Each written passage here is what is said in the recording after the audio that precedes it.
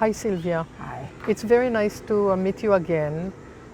This is the 2nd of September 2022, and we are sitting here together because we want to hear your memories of AMI-Quebec, especially in its earlier years.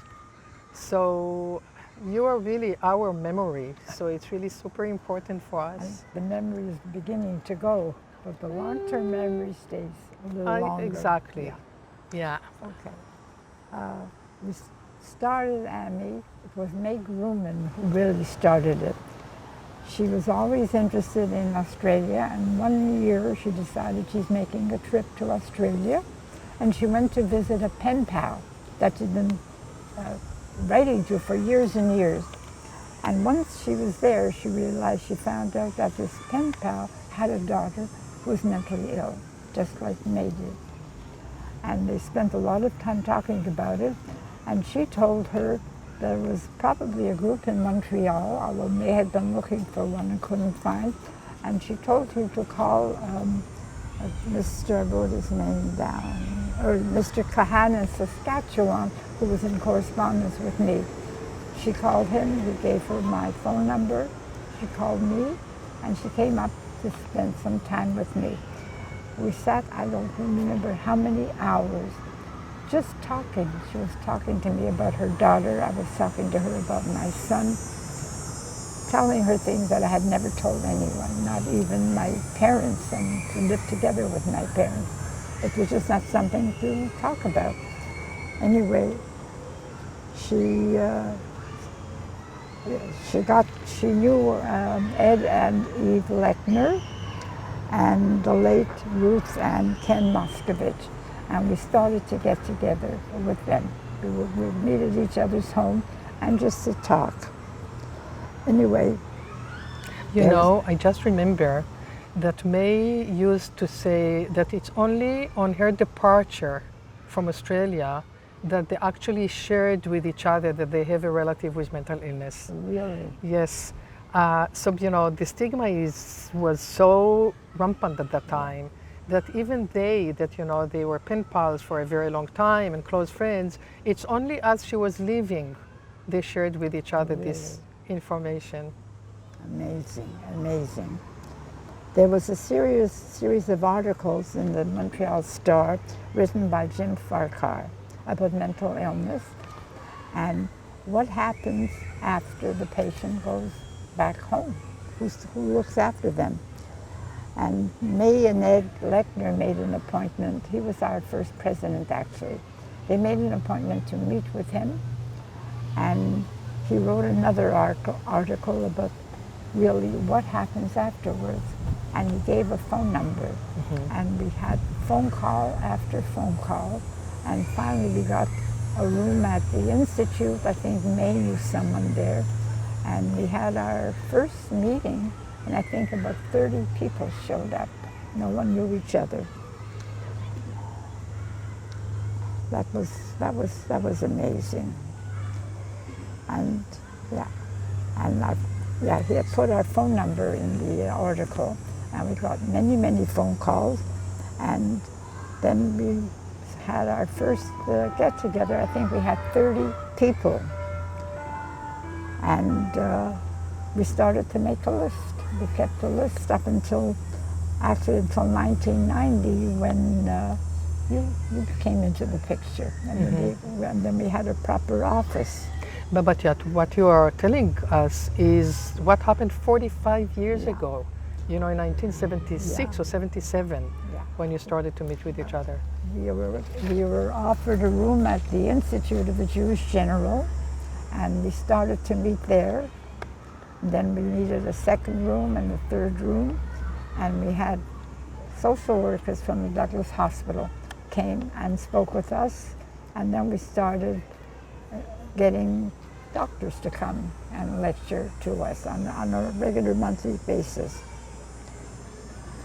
We had enough people, we formed a board. We had a problem with that. No one wanted to be president. So we ended up, I think, with 3 co-presidents, and then it became 2. So it's true. Nobody wanted to be president, but we were all equal. Usually in an organization, you work your way up to president, but nobody did. But it was really quite remarkable because 45 years ago, and for 13 years, we operated only with volunteers, Yeah. only with yourself. There was really no paid employee. Yeah, that's true. I have a list, several people who helped us at the beginning. I don't know if they're still alive. Stan Ehrman, he was a consultant. Eric Martin, who was the founder of Shamedy House, he was our first guest speaker. I don't know if he's alive. Peter Bennett gave us our first series of educational lectures. And yeah, we organized small self-help groups with a social worker. I think we had 3 groups with 3 social workers from the Douglas. And one of our speakers, I remember, turned out to be Jim Farquhar, the one who wrote the original article in the Gazette, and he was Dr. Farquhar by then. Irene Ranty became a member, and she arranged office space for us. And she and May Grumman started doing newsletters. May Grumman did it in English and Irene did it in French, and we sent the newsletters out to all the doctors, to the institutes. And we were hoping that they would refer parents to us. And Ed and May and I went to meet with the doctors, the psychiatric doctors of every hospital, to tell them about us. And we told them we just want the parents. We had nothing to do with the patients. We just want the parents.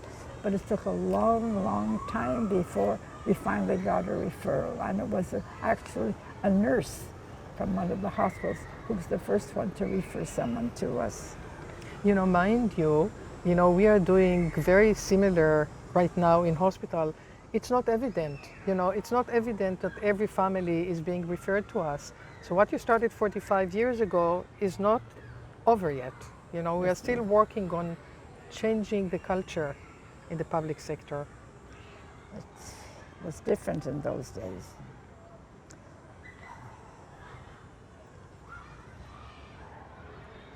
We also kept an attendance list, I remember.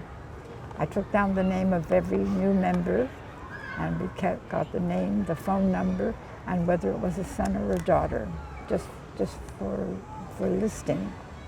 And we also started phoning each member once a month to tell them about the forthcoming lecture.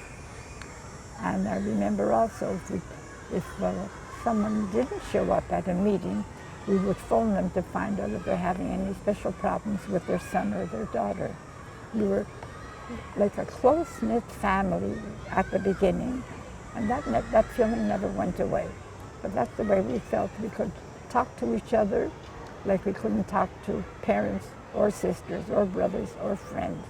My parents never knew anything at all when Howard first got sick. Nothing, not at all. In 1979, Irene Ranty, who was a member for many years, she and the late Jack Kastner assisted in forming a French group, which is still in existence. And AMI also helped Irene Ranty start Club AMI, which was for the children. They were adults, none of them were really children. They formed the first group in Montreal, and it was Club AMI. And I think it became a second-hand shop at one point also. In 1979, AMI formed its first lobby group. At this time, we made ourselves known to the government health agencies. In 1980, NAMI, the National Alliance for the Mentally Ill in the U.S., held its first annual conference.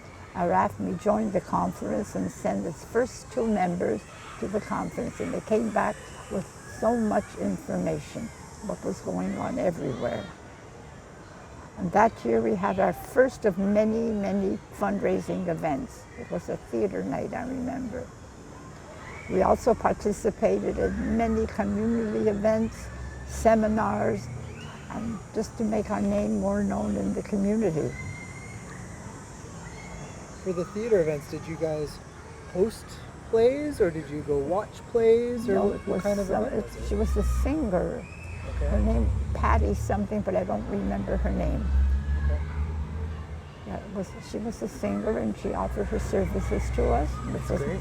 And I don't know whatever happened with her.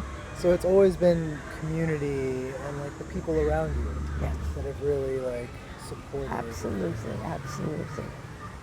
In 1984, the name was changed to AMI-Quebec Alliance for the Mentally Ill, no longer ARAFME.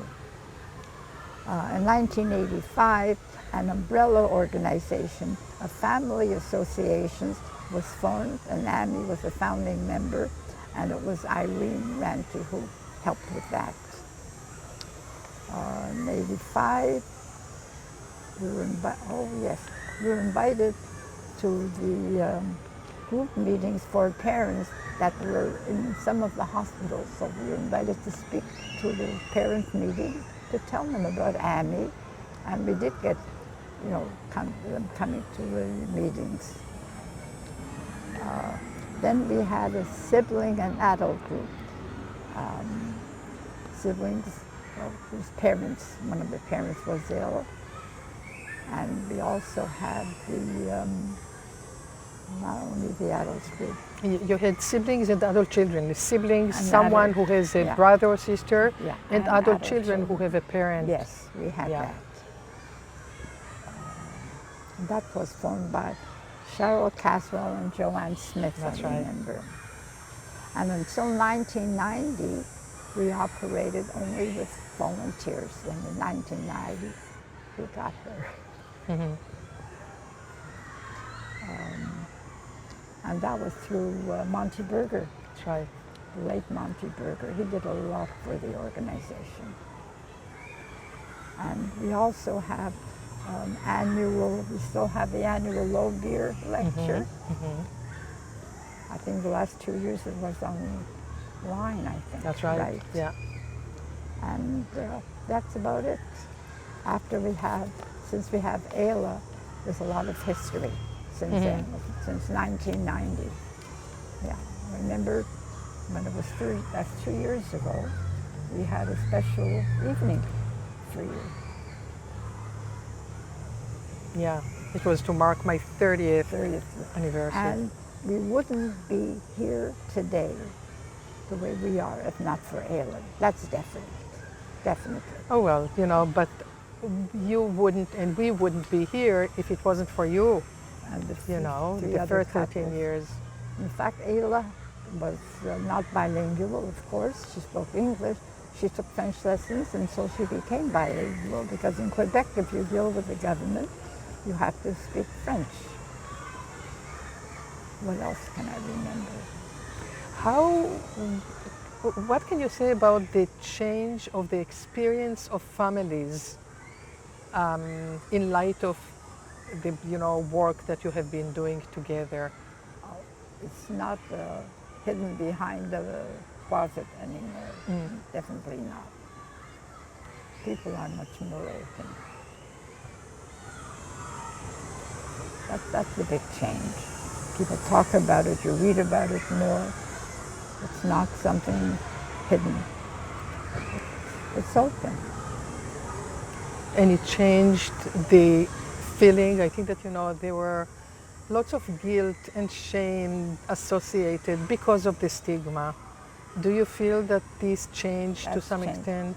I never felt personally stigma. I know my family and my friends, they were very supportive once they knew. But there was a stigma, but I don't think it's there today. I don't think so.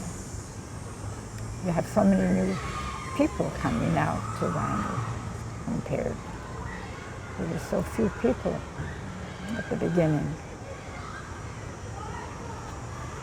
I think that you needed to have some courage to get out of the closet at a time when families were very often held responsible Yeah. for mental illness in their loved ones. Yeah. And you remember the 1990s were dubbed the decade of the brain.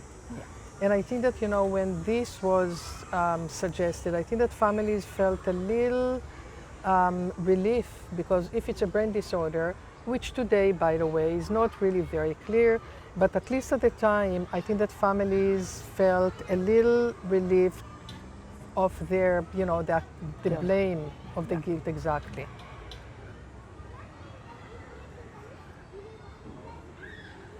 It's amazing how far the organization has come, and how little stigma there is today. It's 45, more than 45 years. We had our 45th anniversary, I think, a couple of years ago, before the pandemic. Yeah. So, Where do you see we're heading now towards? What are we left with to do? I think you might have a better idea about that. What do you think about that? You know, I think that our work has not been, you know, done yet. No. I think that you are right. I think that there is less stigma, but there is still stigma. Yeah. And I think that the problem is that very often stigma is being internalized, both by the person with lived experience and also by families. And you yourself said, you know, I didn't even speak with my parents. Right. So today we hope that people are coming forward closer to the onset of their, you know, challenges, and they are not ashamed, because there is really no reason to be ashamed. So I think that there is more openness and more acceptance. Yes. And I remember when we were a group of 6 couples, we used to meet all the time, every Friday night, just as a get-together. And when we finally told them, why didn't you tell us? Why didn't you tell us, you know, to speak to us, we might have been able to help. That was the right response. But it was different in those days. But after that, we never kept it a secret from anyone. Yeah, No, yeah. no. But you know, even today, you know, when we hold caregivers groups, you know, we have multiple sessions, caregiver group, very often, today, they come and say, I can't really feel comfortable speaking with my sister or with my parents. Really? Yes. And I think that this is why these groups are so powerful, because there is really such a common, you know, shared experience, and there is no shame and no blame, and people feel very comfortable talking about their situation.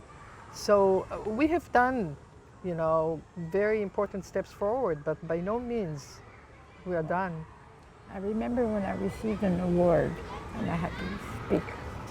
I remember looking around at everyone there. I said, you know, you are my family. Really. Yeah, very true. I think that this is exactly what happened. You know, it's really interesting, because the last caregiver groups that ended just, you know, at the beginning of summer and is continuing in a week or so, I got an email. They got together on their own, you know, they initiated just to get together in the park or wherever to have coffee. So I think that this is exactly it. I think that people really created their extended family where they felt comfortable. I have a question for you. You said that initially you had 6 families getting together, 4 families getting together and meeting on the weekends. What did that feel like? You said times were different back then, so what did it feel like to be able to like share and talk with each other? Felt wonderful. Yeah. Like when May Grumman came over to see me the first time, we just couldn't stop talking. Yeah. Even my parents didn't know at the time. Yeah. That was wonderful.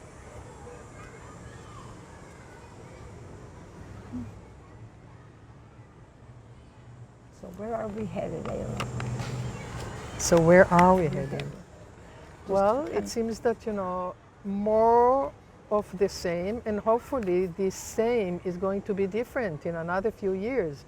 But I think that we have to do more. We have to reach out to more families, we have to reach out to more professionals, we have to reach out to the community.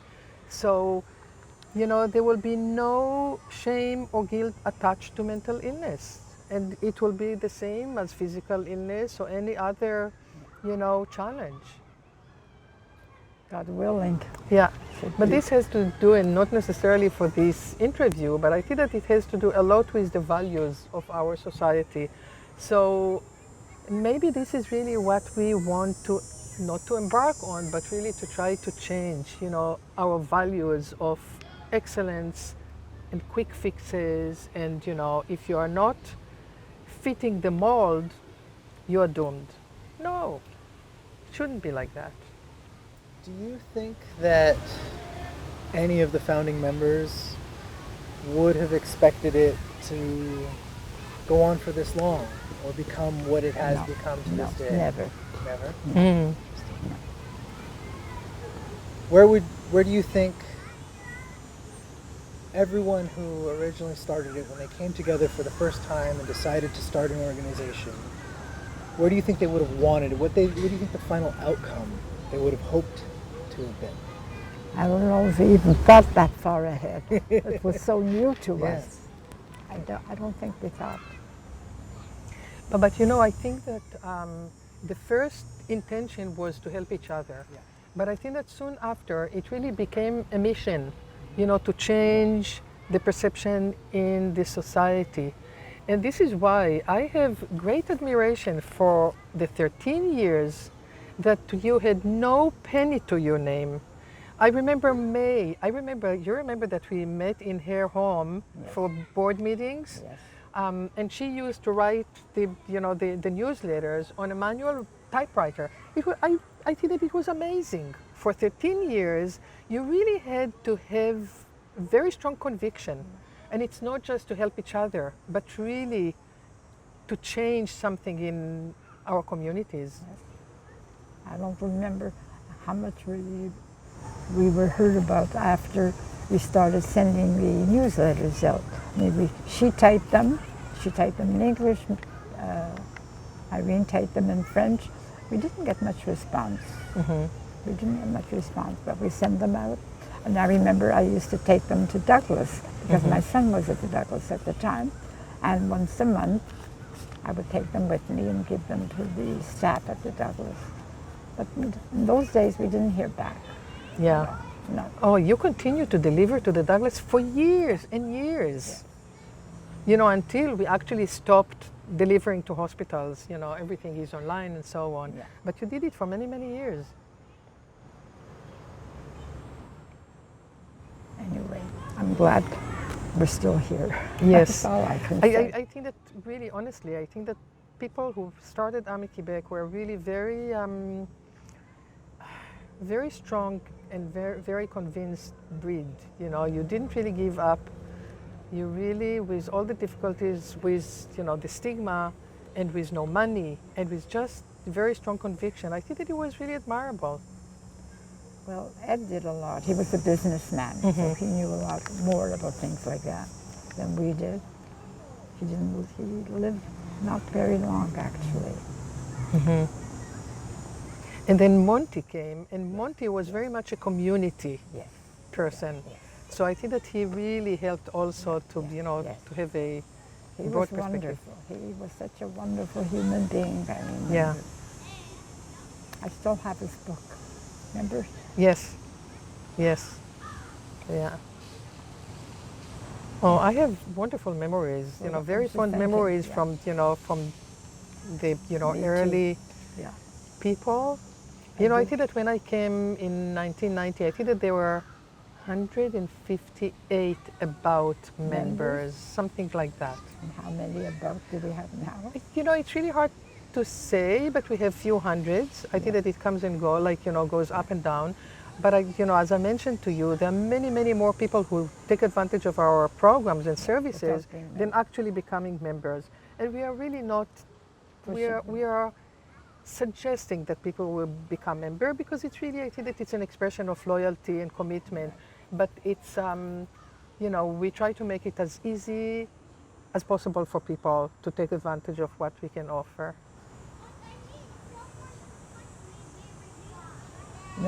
I should have mentioned the social workers who came once a month from the Yes. Douglas, like Muriel. That's right. Muriel Pater and Shulamit Hausman and Martha Bishop, Yes, right? right. And I used to go one Monday a month with Muriel. She was wonderful. That's when we met in small groups. And that was wonderful too. And I remember sometimes a new member would come and they would just sit there and listen. They were too shy probably to speak, but the following month they came back again and they opened up. They realized like a private organization in a way. We never spoke about it, about the individuals. That's about all. I just want to say thank you very much for you both for just You're very welcome. being a part Thank of this you. and being willing to like talk about the history. I think that it's incredibly important with an organization that's as old as AMI is to be able to have people that can tell us about the history from a first person perspective and not have to read about it. It's so much more important and like impactful to hear about it from the horse's mouth, I guess you could say. I'm not calling you a horse, but Yeah. Well, thank you so much, Sylvia. Yeah, and thank you, It has Wayla. been a pleasure, Yeah, really. Thank you, and thank you, Tony. And thank you as well.